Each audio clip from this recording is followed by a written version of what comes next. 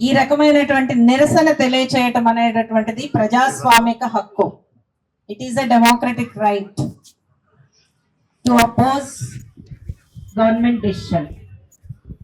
దీన్ని మనం ఎక్కడ కేవలము జీవన్ గారి గురించి నేను ఒక్క మాట చెప్దాం అనుకుంటున్నా. ఇప్పటిదాకా మాట్లాడినటువంటి జీవన్ గారు ఈ మూసీకి సంబంధించినటువంటి పోరాటంలో 30 ఏళ్ల నుంచి ఉన్నటువంటి వ్యక్తి. అంతకుముందు జీవన్ గారితో పాటు లాయర్ కన్నాభిరాన్ గారు, పౌర హక్కుల నాయకులు, అట్లనే బాలగోపాల్ గారు, సిస్టర్ లిజీ, బ్రదర్ వర్గీస్, వీళ్ళందరి నాయకత్వంలో మూసీ బచావో ఆందోళన అని మొదలైంది. ఇప్పటికీ కూడా ప్రభుత్వం వైపు నుంచి ఏదన్నా నెగోసియేషన్ జరగాలి అని అంటే మొట్టమొదట వచ్చేటటువంటి ఫోన్ జీవన్ గారికి. జీవన్ గారిని పక్కకు తోసేసి మాట్లాడటానికి అవకాశమే లేదు. 2 ఏళ్ల క్రితము చాదర్ఘాటులో 300 ఇళ్లని రాత్రికి రాత్రి కూలగొట్టినప్పుడు మొట్టమొదట ఫోన్ జీవన్ గారికి వచ్చింది దానకిషోర్ దగ్గర నుంచి. ఎందుకనంటే అక్కడికి అధికారులని రానివ్వలేదు. జీవన్ గారు చెప్పారు, ఇప్పుడు కొంచెం నెమ్మదిగా చెప్పారు, నేను కొంచెం గట్టిగా అరిచి చెప్తున్నా. ఆ కాలనీలో ఉన్నటువంటి వ్యక్తులు ఎవ్వరూ కూడా అధికారులని లోపలికి అడుగు పెట్టనివ్వలేదు. కాబట్టే ఆనాటి కమిషనర్ దానకిషోర్ గారు జీవన్ గారికి ఫోన్ చేశారు, మీరు రండి మాట్లాడండి, మేము ఈ ప్రాజెక్ట్ లో ఉన్నాము, ప్రజలు మమ్మల్ని రానివ్వటం లేదు అని. దట్ ఈస్ జీవన్ కుమార్ గారు. That is the power of Jeevan Kumar గారు. జీవన్ కుమార్ గారిని వ్యక్తిగా నేను చెప్పట్లేదు. జీవన్ కుమార్ గారు ఒక ఉద్యమం. జీవన్ కుమార్ గారు ఒక మాట చెప్పారు అని అంటే మూసీకి సంబంధించినటువంటి కత్వాల గురించి చెప్పినా, లేకపోతే మూసీకి సంబంధించినటువంటి నిర్బంధం గురించి చెప్పినా, అది ఆయన పవర్, ఆయన వెనుకున్నటువంటి ప్రజల పవర్.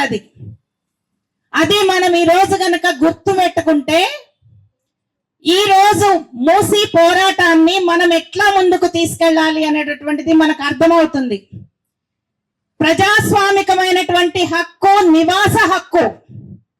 అది సొంతగా కొనుక్కున్నా, లేకపోతే ప్రభుత్వాలు తరపు నుంచి వచ్చినా కానీ ప్రభుత్వాల బాధ్యత నివాస హక్కుని రక్షించడం అనేటటువంటిది ప్రభుత్వాల బాధ్యత. జీవించే హక్కు ఫండమెంటల్ రైట్స్ లో ఇది ఒక భాగం. ఎప్పుడైతే నివాస హక్కును తీసేస్తారో జీవించే హక్కును కూడా తీసేసినట్టు అవుతుంది. దాన్ని మనం గనక గుర్తు పెట్టుకుంటే గనక ఈ రోజు మన నివాసాల మీదకి వచ్చినటువంటి దానికి చాలా పెద్ద చరిత్ర ఉంది. ఈ రోజు ఎప్పటికీ కూడా పేద ప్రజల ఇళ్లను మాత్రమే కూలగొడతారు అనుకునేటటువంటి ఒక అపోహ నుంచి మధ్య తరగతి, ఉన్నత తరగతి మీదకి కూడా ప్రభుత్వాలు తీసుకుంటున్నటువంటి కార్పొరేట్ విధానాలు ప్రతి ఒక్కళ్ళకి తాకుతున్నాయి. ప్రతి ఒక్కళ్ళ కింద భూమి కదులుతోంది. అది ఈ రోజు మనం అనుభవిస్తున్నాం. ఆ అనుభవించినటువంటి ఫలితమే MRDCL, మూసీ రివర్ డెవలప్మెంట్ అనేటటువంటి పేరుతో గత 10 ఏళ్ల నుంచి నడుస్తున్నటువంటి ఒక కార్పొరేషన్. వాళ్ళు ఏం చేస్తున్నారు? ఈ మూసీని ఎట్లా బాగు చేయాలనుకుంటున్నారు? ఆ మూసీని బాగు చేయాలనుకునే దాంట్లో మనం ఎక్కడున్నాము? ఇది మనం ప్రశ్నించుకోవాల్సింది. ఇది కేవలము నా దృష్టిలో ఒక MPR సమస్య మాత్రమే కాదు. మీకు బాధ కలగవచ్చు, మా ఇళ్ళు పోతుంటే మీరు వేరేదో కాదు. MPR దగ్గర మొట్టమొదట చాదర్ఘాట్ దగ్గర మొదలైంది. 300 ఇళ్ళు కూలగొట్టారు. పేద ప్రజలు కాబట్టి దాని మీద అటెన్షన్ రావటానికి చాలా ప్రయత్నాలు చేశాం. ఎన్నిసార్లు ప్రభుత్వంతో కూర్చున్నామంటే దానకిషోర్ గారు మమ్మల్ని అందరినీ కూర్చోబెట్టి ఆయన ఒక ప్రకటన చేసేసారు. మొత్తం అంతా చెప్పిన తర్వాత మీరు ఇల్లు కూలగొట్టద్దు. మొట్టమొదటి ప్రశ్న, మీరు ఇల్లు కూలగొట్టద్దు. డిమాండ్ ఒకటే, ఇల్లు కూలగొట్టద్దు. మీదేమన్నా ఉంటే ప్రాజెక్ట్ ఉంటే గనక మీరు ప్రజల ముందు పెట్టండి, DPR పెట్టండి అని చెప్పి స్పష్టంగా చెప్పాం. సరే అన్నారు. మీ అందరి సహకారం కావాలి అన్నారు. మీరు డిపిఆర్ పెడితే మా సహకారం ప్రజలకి ఎక్స్ప్లెయిన్ చేయటంలో ఉంటుంది అని కూడా చెప్పాం. కానీ మర్నాడు ఆయన వెళ్ళి చేసిన పని ఏంటంటే, మేము ఒక కమిటీ వేశాము, ఆ కమిటీలో జీవన్ గారు ఉన్నారు, కె సజయ ఉన్నారు, వి సంధ్య పిఓడబ్ల్యూ ఉన్నారు, శాంతా సిన్హా గారు ఉన్నారు, వర్గీస్ గారు ఉన్నారు అని ప్రకటించారు. మేము అంగీకారం ఇవ్వలేదు ఏ కమిటీలో కూడా. మేము ఆ రోజు అప్పటి వరకు మూసీ బచావో ఆందోళనగా ఉన్నటువంటి మేమందరం కూడా మూసీ జన ఆందోళనగా మారాం. ఇంకా చాలా మంది కాలనీస్ వాళ్ళందరూ కూడా వచ్చారు. ఇది మూసీ ఒడ్డున బతుకుతున్నటువంటి ప్రజల సమస్య. మూసీతో పాటు మూసీ ఒడ్డున బతుకుతున్నటువంటి ప్రజల సమస్యని ప్రజల మధ్య చర్చించకుండా, దానికి ఒక వ్యవస్థని ఏర్పాటు చేయకుండా ప్రభుత్వాలు ఏకపక్షంగా ప్రాజెక్టులు తీసుకోకూడదు అని చెప్పి చాలా గట్టిగా చెప్పాం. ప్రెస్ కాన్ఫరెన్స్ పెట్టి మరీ చెప్పాం, వ్యాసాలు రాసాం, ప్రజల దగ్గర నుంచి అభ్యంతరాలు పెట్టాం. ఆ 300 ఇళ్ల కూలగొట్టినటువంటి కుటుంబాలు, వాళ్లకు సంబంధించినటువంటి ఫిర్యాదులు ఇప్పటికీ కూడా ప్రజావాణిలో పెండింగ్ లో ఉన్నాయి. వాళ్ళందరినీ ప్రజావాణికి తీసుకెళ్లి వాళ్ళతో ఫిర్యాదు చేయించాం. ఇంకా పెండింగ్ లో ఉన్నాయి. వాళ్ళకి కనీసం రిహాబిలిటేషన్ సరిగ్గా జరగలేదు. ఒక ఇంటికి 100 గజాల స్థలంలో ఇల్లుంటే 100 గజాల స్థలంలో కనీసం 4 కుటుంబాలు ఉంటారు, పేద కుటుంబాలు. వాళ్ళు తల్లిదండ్రి, వాళ్ళ పిల్లలు, వాళ్ళ పిల్లల పిల్లలు అందరూ ఒకే ఇంట్లో చిన్న చిన్న గదుల్లోనే ఉంటారు. చాలా దారుణమైనటువంటి పరిస్థితుల్లో కూడా బతుకుతారు పేదరికం వల్ల. అది కాదు విషయం.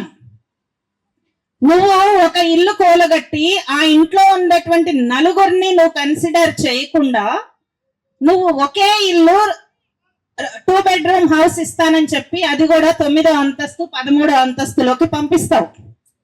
మిగతా వాళ్ళందరూ ఏమవ్వాలి? వాళ్ళ పరిస్థితి ఏంటి అక్కడ? అది ఆ రోజు మేము మాట్లాడినటువంటిది. మొట్టమొదటిది ఇల్లు కూలగొట్టద్దు, తర్వాత మీరు సరైనటువంటి రిహాబిలిటేషన్ ప్లాన్ ఇవ్వాలి అని చెప్పాం. మీ ఇష్టం వచ్చినట్టు చేయటం కాదు. ఇప్పుడు కూడా అదే జరుగుతోంది. అంటే ప్రజలని ఎంత విడదీయటానికి ప్రభుత్వాలు ప్రయత్నం చేస్తాయి అని అంటే, మొన్న మహిళా దినోత్సవం రోజున ముఖ్యమంత్రి గారు మహిళా జర్నలిస్టుల సమావేశంలో మూసీ గురించి ప్రస్తావించారు. మొట్టమొదటిది అనవసరమైనటువంటి ప్రస్తావన. అక్కడ మహిళా జర్నలిస్టుల సమావేశంలో మాట్లాడవలసింది ఏంటంటే, అసలు మహిళల పరిస్థితి ఎట్లా ఉంది, తెలంగాణ ప్రభుత్వం మహిళల పాలసీ ఏం తీసుకుంటోంది అనేటటువంటిది. అది కాకుండా ఏ వేదికైనా ఆయన మూసీకి మాత్రమే వాడుతున్నారు. దాంట్లో ఏం చెప్పారు? ప్రముఖమైనటువంటి జర్నలిస్టులు ఉన్నారు కాబట్టి వీళ్ళకి 7 ఎకరాలు ఇస్తాము. గుర్తుపెట్టుకోండి, ఇది డైవర్షన్ పాలిటిక్స్. మీరు అది నమ్మితే గనక నిట్ట నిలువున మునిగిపోతారు ప్రతి ఒక్కళ్ళు కూడా. ముఖ్యమంత్రి గారికి మొట్టమొదటిది అట్లా ప్రకటించేటటువంటి అధికారం ఏమున్నదో నాకు తెలియదు, కానీ ఇన్స్టిట్యూషనల్ పరంగా అది లేకపోతే న్యాయపరంగా చెల్లదు. అంటే అక్కడ ఒక ప్రముఖమైనటువంటి జర్నలిస్టులు మా శ్రీనివాస్ గారు, తులసి, లేకపోతే ఇంకా కొంతమంది ఉన్నారు కాబట్టి ఆయన అట్లా ప్రకటిస్తారా? మరి దాదాపు 2 ఏళ్ల నుంచి హైదర్ షా కోర్ట్ నుంచి తిరుగుతున్నటువంటి ఆ కాలనీల పరిస్థితి ఏంటి?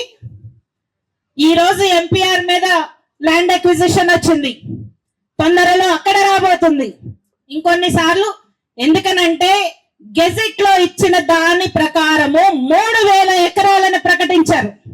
అంటే మీకు అర్థమై ఉంటుంది, ఈ 3000 ఎకరాలలో 6 ఇక్కడ ఉన్నటువంటి ఎంపీఆర్ అనేటటువంటిది ఒక 6 ఎకరాల స్థలం. మిగతా 3000 ఎకరాలని ఎక్కడ చూపిస్తారు? మిగతా 3000 ఎకరాల్లో ఉండేటటువంటి 10,000 కట్టడాలు 1,30,000 మంది ప్రజలని ఎక్కడికి పంపిస్తారు? మరి అక్కడ కూడా మీకు తెలిసిన వాళ్ళు ఉండాలా? అక్కడ కూడా ప్రముఖమైనటువంటి వ్యక్తులు ఉండాలా? ప్రముఖమైనటువంటి వ్యక్తులు అన్ని చోట్ల ఉండరు కదా. ఇది సామాన్యమైనటువంటి ప్రజల జీవించే హక్కు, నివాస హక్కు. దీన్ని మనము ఒక సమగ్రంగా ఇందాక జీవన్ గారు చెప్పినట్లు ఎప్పుడైతే మనం సమగ్రంగా అర్థం చేసుకుని మన పోరాటం చేస్తామో, మన ఇళ్ల దగ్గర చేయాలి, ధర్నా చౌకల్లో చేయాలి, MRDCL దగ్గర చేయాలి, ఇక్కడ ఒక చోట చేస్తే కుదరదు. అనేక చోట్ల ఈ నిరసన పోరాటాల్లో ప్రతి ఒక్కళ్ళు పోరాటంలో పాల్గొనాల్సిందే. పాల్గొంటేనే ఈ ఇళ్ళు నిలబడతాయి, ఏ ఇళ్ళైనా నిలబడతాయి. లేకపోతే గనక విడదీయటం చాలా సులభం. ప్రభుత్వం ఆల్రెడీ ఆ విడదీసేటటువంటి టాక్టిక్స్ ని చాలా చూపిస్తుంది. మేము మూసీ జన ఆందోళనగా కింద గ్రామాల వాళ్ళ దగ్గర నుంచి హైదర్ షా జాగీర్, మన బండగూడ జాగీర్ దగ్గర నుంచి ఉన్నటువంటి వాళ్ళందరూ కూడా మూసీ జన ఆందోళనలో భాగం అయ్యారు. అక్టోబర్లో సాయిరాం కాలనీలో దాదాపు ఇక్కడ ఉన్నటువంటి సంఖ్య కంటే కూడా మూడింతలు ఎక్కువ ఉన్నటువంటి సంఖ్యతో అక్కడ ఒక మీటింగ్ జరిగింది. ఎంపీఆర్ నుంచి కూడా ఒకళ్ళిద్దరు వచ్చారు. డాక్టర్ గారు ఎవరో వచ్చారు, సారీ సుబ్రహ్మణ్యం గారు వచ్చారు. ఆ రోజు మాట్లాడారు. సుబ్రహ్మణ్యం గారు నమస్తే. ఆ రోజు ఇక్కడ ఇప్పుడు ఉన్నటువంటి సమస్య కంటే కూడా నిజానికి ఆ రోజు నోటిఫికేషన్ రాలేదు, ఇప్పుడు నోటిఫికేషన్ వచ్చింది. కానీ ఆ రోజు కేవలం ఇది పోబోతోంది అనేటటువంటి ఒక నిర్ధారణ కాకుండా ఉన్నటువంటి విషయమే. గుర్తులు మాత్రమే పెడుతున్నారు ప్రతి చోట. మొఘల్ నగర్ దగ్గర నుంచి కిందకు వెళితే దాదాపు 52 కాలనీల్లో గుర్తులు పెట్టుకుంటూ వెళ్ళారు, ఇది మూసీ ప్రాజెక్ట్ కింద పోతోంది అనేటటువంటిది.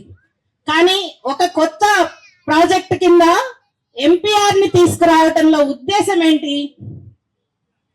ఇది ఎంపీఆర్ అనేటటువంటి దాన్ని ప్రముఖంగా ఎందుకు తీసుకొచ్చారు? గాంధీ సరోవర్ పేరు మీద ఎంపీఆర్ కి లింక్ చేసి ప్రకటించటం వెనకాల ఉండేటటువంటి కుట్ర ఏంటి? కుట్రల్ని అర్థం చేసుకోకపోతే మన పోరాటం వెంటనే డిజాల్వ్ కూడా అయిపోతుంది. ఇది మొత్తం 10,000 కట్టడాలు, 3,000 ఎకరాల్లో గెజెట్ లో ప్రకటించినటువంటి ప్రాజెక్ట్ ని ఇది సడన్ గా గాంధీ సరోవర్ ప్రాజెక్ట్ గా ఎందుకు ముందుకు చూపించారు? ఫేజ్ 1, ఫేజ్ 2, ఫేజ్ 3, ఫేజ్ 4 అని చెప్పి మాట్లాడటం ద్వారా ఏం చెప్పాలని అనుకుంటున్నారు ప్రజలకి? అంటే ఇందాక పెద్దవాడు మాట్లాడారు, మా దగ్గరకు వచ్చి మాట్లాడండి అని. ఇంకా కొంతమంది మాట్లాడారు, మా దగ్గరకు వచ్చి మాట్లాడితే ఆర్మీ నుంచి వచ్చిన వాళ్ళు కూడా అడుగుతున్నారు, మా దగ్గరకు వచ్చి మాట్లాడండి అని. మీరు ఇక్కడ అర్థం చేసుకోండి, ఎప్పుడైతే ఫేజ్ 1, ఫేజ్ 2, ఫేజ్ 3 కింద ముక్కలు చేసి ప్రాజెక్టును చూపిస్తున్నారో, మీ దగ్గరకు వచ్చి మాట్లాడటానికి ఏ రకమైనటువంటి లీగల్ అథారిటీ కూడా ఉండదు. ఇది మొత్తం ఒకటే ప్రాజెక్ట్ కింద ఎప్పుడైతే మనం డిక్లేర్ చేసి దాన్ని మాట్లాడిస్తామో అప్పుడు ఒక సోషల్ ఇంపాక్ట్ స్టడీ చేయాల్సి ఉంటుంది. వాళ్ళు 3,000 ఎకరాల స్థలంలో చేపట్టబోయేటటువంటి ప్రాజెక్ట్ కేవలం సుందరీకరణ మాత్రమే కాదు. ఈ సుందరీకరణ అనేటటువంటి భ్రమలో ఉండటం వల్లనే మేము సుందరీకరణకు వ్యతిరేకం కాదు, మేము బ్యూటిఫికేషన్ కి వ్యతిరేకం కాదు అనే మాట మీ దగ్గర నుంచి కూడా వస్తుంది. ఇది కేవలం సుందరీకరణ ప్రాజెక్ట్ కాదు, దీని వెనుక ఇంకా చాలా అంశాలు ఉన్నాయి, మనకే అర్థం కాని అంశాలు ఉన్నాయి. ఇంత పెద్ద ప్రాజెక్ట్ ని ఏ ఉద్దేశంతో ముక్కలుగా చూపిస్తున్నారు? మనం ఎంత మొత్తుకున్నా గాని ఈ ముక్కలుగా గనక మనం ఈ ప్రాజెక్టును గనక మనం నమ్మి అదే డిమాండ్ చేస్తే గనక ప్రభుత్వానికి సర్వ అధికారాలు ఉంటాయి ల్యాండ్ నోటిఫికేషన్ ఇవ్వడానికి. ఆ దాంట్లో భాగంగా ఈ అపార్ట్మెంట్ తీయటానికి కూడా అథారిటీ వచ్చేస్తుంది. అది మనం గుర్తుపెట్టుకోవాలి. ఇది మూసీ రివర్ ఫ్రంట్ ప్రాజెక్ట్ ని మొత్తము పైనుంచి కింద వరకు, మనం వికారాబాద్ నుంచి కింద వాడరే వరకు కూడా ఒకటే ప్రాజెక్ట్ కింద డిపిఆర్ ఇవ్వమని చెప్పి మూసీ జన ఆందోళన డిమాండ్ చేస్తుంది. ఎప్పుడైతే డిమాండ్ చేసినటువంటిది కనుక ప్రభుత్వం ఆ రకంగా ఇస్తే తప్పనిసరిగా పబ్లిక్ హీరింగ్స్ ప్రతి చోట జరగాలి. ఈ ప్రాజెక్ట్ ఎక్కడెక్కడైతే ఉన్నదో ఆ ప్రాజెక్టు సంబంధిత మండలాలలో జిల్లాలలో పబ్లిక్ హీరింగ్ జరగాలి, లేకపోతే పబ్లిక్ హీరింగ్స్ చేయాల్సినటువంటి అవసరం లేదు. ఇది చూడటానికి టెక్నికల్ పాయింట్, కానీ చాలా పెద్ద డైవర్షన్ పాయింట్ కూడా. ప్రాజెక్ట్ ని ముక్కలు ముక్కలుగా చేయకండి. ఇది గాంధీ సరోవర్ ప్రాజెక్ట్ కాదు. గాంధీ సరోవర్ ప్రాజెక్ట్ పేరు మీద ఎంపీఆర్ ఒక్కటే కాదు, మూసీ రివర్ ఫ్రంట్ ప్రాజెక్ట్ వాళ్ళు చాలా క్లియర్ గా దాంట్లో గెజిట్ లో చూపించుకున్నారు. కాబట్టి ఆ గెజిట్ లో చూపించినటువంటి దాని ప్రకారమే మనం మాట్లాడదాం. నువ్వు ఏ ఉద్దేశంతో ఎన్ని రకాలైనటువంటి ఇళ్లని ఏ ప్రణాళికాబద్ధంగా ఈ ఇళ్లని నువ్వు తీసుకుంటున్నావు, ఎలా గుర్తించావు, ఈ 3000 ఎకరాలు ఎక్కడి నుంచి వచ్చాయి, ఈ 3000 ఎకరాల్లో నువ్వు చేయబోయేటటువంటి రివర్ ఫ్రంట్ ప్రాజెక్ట్ అనేటటువంటిది ఎలా ఉండబోతుంది. మీరు చూపించారు కదా, మొత్తం అందరూ ఏఐలో చూశారు, ప్రతి ఒక్కళ్ళు కూడా ఎంత క్లియర్ గా పెద్ద పెద్ద ఎస్టాబ్లిష్మెంట్స్ మొత్తం అన్ని కూడా. అంటే అక్కడ ఈ 3000 ఎకరాలలో పేదల కోసం ఇల్లు ఇస్తున్నటువంటి ప్రెజెంటేషన్, మీరు ఆ ప్రెజెంటేషన్ అంతా చూశారు. అయితే ఈ ప్రెజెంటేషన్ లో మనం ప్రశ్నించాల్సినటువంటి అంశాలు చాలా ఉన్నాయి. ఈ ప్రెజెంటేషన్ లో కేవలం మనము ఇళ్ల దగ్గర మనం మొదలు పెట్టాము అని అంటే వాళ్ళు తీసుకోవాల్సినటువంటి మైలేజ్ వాళ్ళు తీసుకుంటారు. అసలు ప్రెజెంటేషన్ నే మనం క్వశ్చన్ చేయాల్సినటువంటి అవసరం ఉంది. ఏ బేసిస్ మీద ఈ ప్రెజెంటేషన్ చేశారు, ఎక్కడ గణాంకాలు తీసుకున్నారు, ఈ రివర్ ఫ్రంట్ కి ఒక ముఖ్యమంత్రి హోదాలో కావచ్చు, లేకపోతే ఎవరైనా కావచ్చు, చాలా దేశాలకు వెళ్ళి చాలా చూడొచ్చు రివర్ ఫ్రంట్. కానీ ఆయా దేశాలలో ఆ రివర్ ఫ్రంట్స్ రావటానికి ఎన్ని దశాబ్దాల కాలం పట్టింది. ప్రతి ఒక్కరికి మేము కట్టిస్తాం, ప్రతి ఒక్కరికి మేము ఇల్లు కట్టిస్తాం. అసలు కూలగొట్టడం ఎందుకు, కట్టించడం ఎందుకు? ఇది కదా మనం అడగాల్సింది. నువ్వు డ్యామేజ్ జరిగింది, మూసీ మీద చాలా డ్యామేజ్ జరిగింది. అందులో మనం చేసినటువంటి డ్యామేజ్ కూడా కొంచెం ఉండొచ్చు, నేను కాదని అంటలే. ప్రజల వైపు నుంచి జరిగేటటువంటి డ్యామేజ్ కొంత ఉంటుంది, ప్రభుత్వాల వైపు నుంచి, పరిశ్రమల వైపు నుంచి జరిగే డ్యామేజ్ చాలా ఎక్కువ ఉంటుంది. అంటే 98% పారిశ్రామిక వ్యర్థాలు వస్తూ ఉంటే మిగతా 2% చూపించి అక్కడ ఉండేటటువంటి కొద్ది మంది పేదలను చూపించి మొత్తం ఇంత భూమిని తీసుకోవాలని అనుకోవటం అనేటటువంటిదే వెనక ఉన్నటువంటి విషయం. మనం చాలా గట్టిగానే క్యాచ్ చేశారు. ఇది రియల్ ఎస్టేట్ అనేటటువంటిది చాలా మంచి నినాదాన్ని తీసుకొచ్చారు. కానీ దాన్ని ప్రూవ్ చేయాలి అని అంటే మన మధ్య మనకు ఉండేటటువంటి డిమాండ్స్ ఇంకా పెరగాలి. ఎంత పెరగాలి అని అంటే ప్రాజెక్ట్ లోని ప్రతి వర్డ్ ని మనము పరిశీలించాలి, దాన్ని చర్చించాలి. మూసీ అంటే రాజకీయ నాయకులది మాత్రమే కాదు, మూసీ రాజకీయ నాయకులది కాదు, మూసీ ఎప్పటికీ కూడా ప్రజలదే. మూసీకి ఒక జీవం ఉంటుంది, మూసీకి నదిగా ఒక జీవం ఉంటుంది.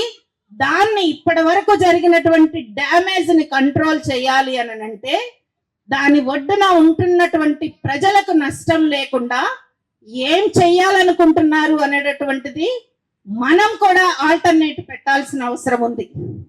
ప్రభుత్వం ఏం పెడుతుంది, మనం ఏం పెడతాం, ఎట్లాంటి ఆలోచనలు ముందుకు తీసుకొస్తాం, పర్యావరణానికి నష్టం లేకుండా ఏం చేయబోతాం అనేది ఆలోచించాలి. మూసీ జన ఆందోళన నుంచి మేము చాలా క్లియర్ గా కొన్ని డిమాండ్స్ పెడుతున్నాము. ఇంకొక ముఖ్య విషయము, దీంట్లో ఎప్పుడైతే మనం ల్యాండ్ అక్విజిషన్ రిహాబిలిటేషన్ మాట్లాడతామో దాంట్లో ల్యాండ్ అక్విజిషన్ కి సంబంధించిన చట్టం వస్తుంది. ఆ చట్టం ప్రకారం మనకి చాలా నెగటివ్ ఉంది. 2013 చట్టము చాలా సమగ్రంగా చర్చించిన చట్టం అయితే 2017లో బీఆర్ఎస్ ప్రభుత్వము మల్లన్న సాగర్ కాళేశ్వరం ప్రాజెక్టు సమయంలో ఆ ప్రాజెక్టు కోసం అని చెప్పి తీసుకొచ్చినటువంటి మార్పు ఏదైతే ఉందో ఆ చట్టము 2017లో ఉండేటటువంటి కొత్త ప్రతిపాదనల్ని ఇప్పటికీ కొనసాగిస్తూనే ఉన్నారు. దాని ప్రకారం చూసుకున్నా గానీ ప్రజలు చాలా పెద్ద ఎత్తున నష్టపోతారు. నమ్మకండి. మాకు 7 ఎకరాలు ఇస్తారు కదా సరిపోతుందని నమ్మకండి. ఆయన 7 ఎకరాలు ఇస్తానని చెప్పినా, కట్టించి ఇస్తానని చెప్పినా, ఏదైనా సరే ఆ 2017 చట్టం ప్రకారమే నడుస్తుంది. కాబట్టి దానిని మనం క్వశ్చన్ చేయాలి. దాన్ని ముందు వెంటనే వెనక్కి తీసేసేయమని చెప్పి చెప్పాలి. మూసీ జన ఆందోళన వైపు నుంచి ఇప్పటికీ చాలా కరెస్పాండెన్స్ గవర్నమెంట్ తో నడిచింది, ఏడీబీతో నడిచింది. ఆ రోజు జనవరిలో ఇక్కడికి వచ్చినప్పుడు ఎంపీఆర్ లోనే నేను మాట్లాడాను. చాలా మంది ఇక్కడ ఉన్నారు. అప్పుడు ఆ రోజు మాట్లాడినప్పుడు ఏడీబీ వాళ్ళని పరిగెత్తుకుంటూ వెళ్ళి పట్టుకున్నాము మన రుచిత్ వాళ్ళందరూ కూడా. ఏడీబీ వాళ్ళు నెక్స్ట్ డే మూసీ జన ఆందోళనతో ఒక కన్సల్టేషన్కి వచ్చారు. వాళ్ళు మీ అభిప్రాయాలు చెప్పండి, మీరు ఎందుకు వ్యతిరేకిస్తున్నారు అని చెప్పి. ఇక్కడ ఉన్నటువంటి ప్రభుత్వం రాలా అప్పటికి, కానీ ఏడీబీ వాళ్ళు వచ్చారు. ఏడీబీ వాళ్ళు చెప్పింది ఏంటంటే, మాకు ప్రాజెక్ట్ ప్రపోజల్ సెంట్రల్ గవర్నమెంట్ నుంచి వచ్చింది. గుర్తుపెట్టుకోండి, ఇది కేవలము రాష్ట్ర ప్రభుత్వానికి సంబంధించిన విషయం మాత్రమే కాదు. ఇంత పెద్ద ప్రాజెక్ట్ కి అప్పు తీసుకోవాలి అని అంటే కేంద్ర ప్రభుత్వం సహకారం కూడా ఉండాలి, అంగీకారం ఉండాలి. ఏ రాజకీయ పార్టీ ఉన్నా అది వేరే విషయం. కాబట్టి ఇక్కడి నుంచి ప్రపోజల్ సెంట్రల్ గవర్నమెంట్కి వెళ్ళింది, సెంట్రల్ గవర్నమెంట్ నుంచి ఏడీబీకి వెళ్ళింది. ఏడీబీ వాళ్ళు పరిశీలించడానికి వచ్చారు. వాళ్ళకి ఇప్పటికీ వాళ్ళ వెబ్సైట్ లో దీనికి సంబంధించి ఏ రకమైనటువంటి అనుమతులు ఇవ్వలేదు. ఫండ్ ఇంతవరకు వాళ్ళు అలాట్ చేయలేదు. దీన్ని మొన్న మేము బట్టి విక్రమార్క గారితో మాట్లాడినప్పుడు శ్రీధర్ బాబు గారు ఏమంటారంటే, ఏడీబీ కాకపోతే ఇంకొకడు వస్తాడన్నారు. చాలా సింపుల్ గా, ఎవడొచ్చినా సరే లీగల్ గానే మాట్లాడాలి కదా అని చెప్పాం. అప్పు ఇవ్వడానికి ఎవరొచ్చినా, ఏ బ్యాంక్ వచ్చినా, వరల్డ్ బ్యాంక్, ఏడీబీనా లేకపోతే ఏ బ్యాంక్ వచ్చినా కానీ మనకి సంబంధించినటువంటి చట్ట ప్రకారమే ఇవ్వాల్సి ఉంటుంది.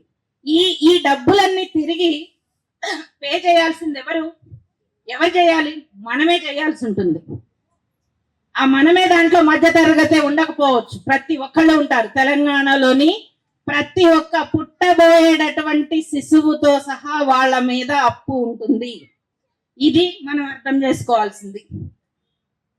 చివరిగా నేను ఒక్కటే చెప్తున్నా, మూసీ జన ఆందోళన అనేటటువంటిది ఏ రాజకీయ పార్టీకి సంబంధించినటువంటి సంస్థ కాదు. ఇది ఒక నెట్వర్క్. దీంట్లో మీరందరూ కూడా భాగమే. ఈ మూసీ జన ఆందోళన తరపు నుంచి ప్రభుత్వం ముందు పెడుతున్నటువంటి డిమాండ్లు, ఒకటి, మూసీ రివర్ ఫ్రంట్ కు సంబంధించినటువంటి డిపిఆర్ ని ఫేజ్ వైజ్ గా కాకుండా ఒకటే డిపిఆర్ ని విడుదల చేయాలి. తెలుగు, ఉర్దూ, ఇంగ్లీష్ 3 భాషల్లో చేయాల్సిందే. పూర్తి స్థాయిలో తెలుగు, ఉర్దూ, ఇంగ్లీషుల్లో చేయాల్సిందే. మేము ఇంగ్లీష్ ఒక్కటే చేస్తాము అంటే కుదరదు. సామాన్యమైనటువంటి ప్రజలకి అర్థమయ్యేటట్టు విధంగా డిపిఆర్ ఉండాలి. జీవో 921/816 వెంటనే ఉపసంహరించాలి. ప్రజలతో వ్యవస్థాపరంగా ప్రత్యక్షంగా చర్చలు జరపాలి. సంబంధిత అధికారులతో ప్రత్యక్షంగా చర్చలు జరపాలి. భూసేకరణ నోటిఫికేషన్ ఎక్కడ ఎవరికి ఇచ్చినా గానీ రద్దు చేయాలి. హెచ్ఎండిఏ మాస్టర్ ప్లాన్ మార్పులని ఉపసంహరించాలి. హెచ్ఎండిఏ మాస్టర్ ప్లాన్ లో బఫర్ జోన్లు పెంచుకుంటూ వెళ్ళిపోయారు. వీటన్నిటిని కూడా స్వతంత్ర కమిటీతో సమగ్ర సమీక్ష చేయాలి. 2017 సవరణలు రద్దు చేసి 2013 LARR చట్టాన్ని పునరుద్ధరించాలి. ఇన్ని అంశాలు ఉన్నాయి మిత్రులారా. వీటిల్లో ఈ అంశాలన్నిటి గురించి కూడా మనం మాట్లాడాల్సి ఉంటుంది. వీటన్నిటి గురించి మాట్లాడినప్పుడు మాత్రమే మన నివాస హక్కును కూడా మనము నిలుపుకోగలుగుతాము. లేకపోతే నివాస హక్కు పేరు మీద వాళ్ళు చాలా రకమైనటువంటి డైవర్షన్ టాక్టిక్స్ మొదలు పెట్టారు. ఇది నేను ఒకటి మీకు చెప్పాలనుకుంటున్నాను. పైగా మొన్న జరిగినటువంటి చర్చలో ఒక విషయం ఏంటంటే ఎంపీఆర్ నుంచి మా దగ్గరికి కొంతమంది వచ్చారు, వాళ్ళందరూ సాటిస్ఫై అయ్యి వెళ్ళిపోయారని కూడా చెప్పారు. Thank you so much.